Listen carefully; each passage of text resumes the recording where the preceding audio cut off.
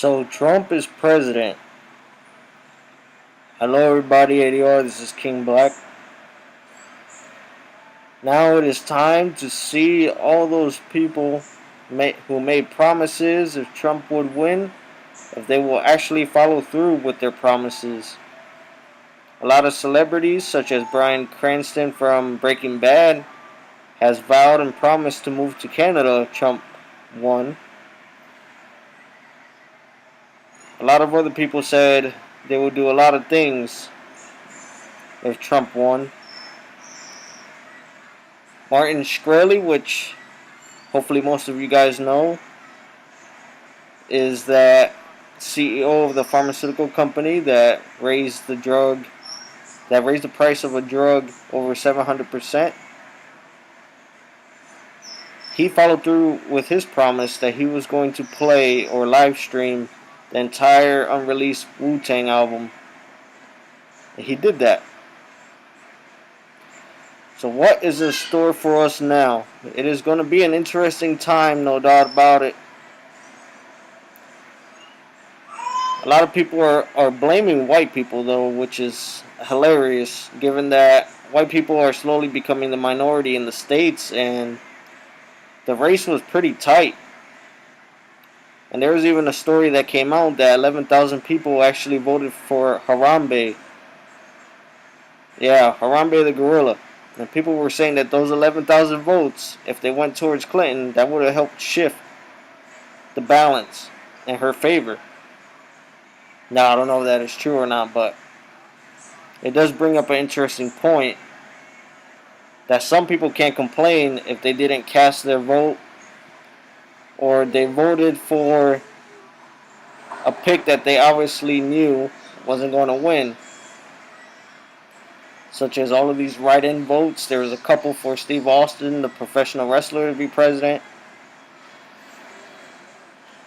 Now, in regards to Trump's promises, he promised a lot of things. He promised to, take down NAFTA, which is the North American Free Trade Agreement. He supposedly promised as well that he would not allow the something to do with the Pacific Pact to go through. Now, the North American Free Trade Agreement will be a big one for him to tackle, and it will cause a rift with Mexico and our northern neighbors, Canada. As usually, the flow of goods between these three countries is free of import tax.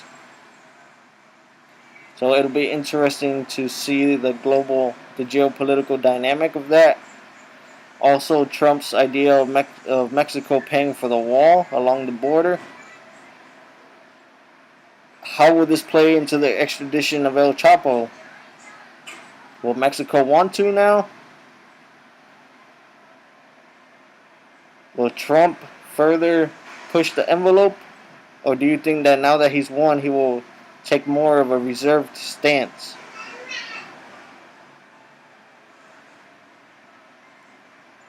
We only have this one life, and for the next 4 years, it's going to be quite interesting. Vladimir Putin of Russia came out congratulating Trump on his victory. I'm not exactly sure how North Korea would view Trump.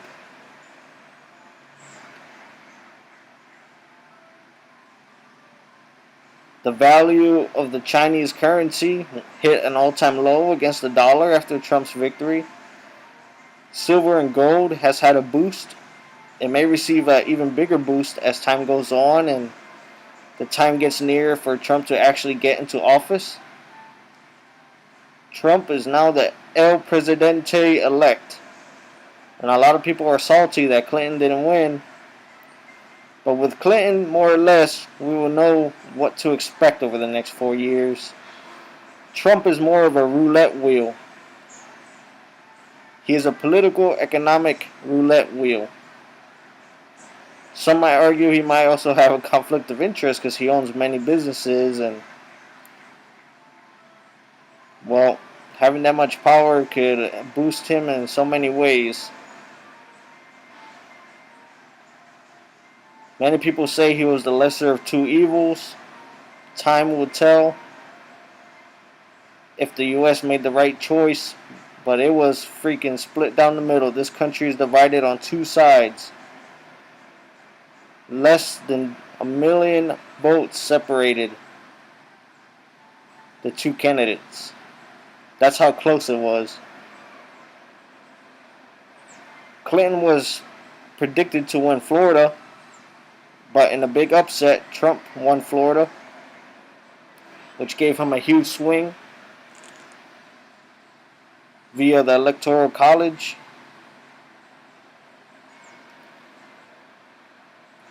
There's been a lot of protests happening around the country, which people are using to blame because Trump was elected, but it is unfair to react in such a way over an election. Trump is no Hitler. Trump is no Mussolini. Trump is no Gaddafi. But all these people, especially from the BLM, are saying that the U.S. is racist. And I think that's a racist statement in itself.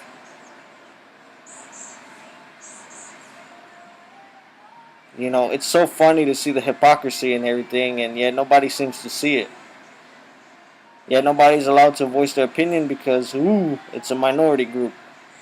But fuck that, man. BLM uses the subject of race to justify its riots and violence. And yeah, there are instances of racism happening across the country, but it goes both ways. You think that whites are the only racists out there. Every race has its racists.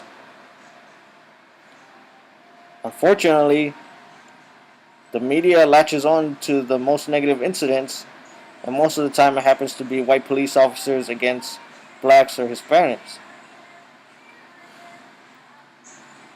We cannot be driven to impulse by our emotions. We have to use our mind, our intellect, to move forward. Martin Luther King did not achieve what he finally achieved through violence. It's sad that he had to become a martyr, but he did not take the Malcolm X approach. When you take the Malcolm X approach, you just create further resistance, further opposition. People who weren't racist to begin with, when they are attacked just for being assumed to be racist, it creates racism.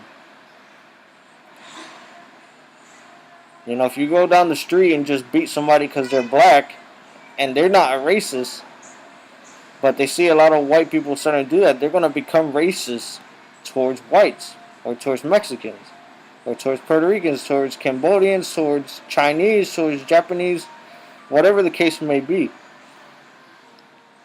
You know, we talk about the racism in the United States, but Japan is even worse racism-wise than the States. They are the most xenophobic country on this planet.